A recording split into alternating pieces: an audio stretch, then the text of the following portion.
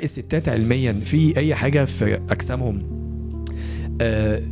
بتأثر او بيحصل لهم شيخوخه قبل الرجاله ولا لا مفيش حاجه اسمها كده؟ من سن 40 سنه في تغيرات جسمانيه وبادي كومبوزيشن تشينجز بتبتدي تحصل في جسم الست. دي حاجه معروفه. ايه اللي بيحصل يعني؟ البادي كومبوزيشن، توزيع الفات او مقر الفات في الجسم مثلا بيبتدي يختلف. أوكي. يعني واحده تقولك مثلا فجاه طلع لي بطن. دي حاجه فيري كومن. اوكي، فبنقعد دايما نبتدي نفكر طيب كشفتي سكر؟ لان في ناس بيجي لها ممكن يحصل لها انسولين ريزيستنس، ممكن يبقى عندهم مقاومه الانسولين، تايب 2 دايابيتس او مرض السكر اللي هو جزء رقم 2.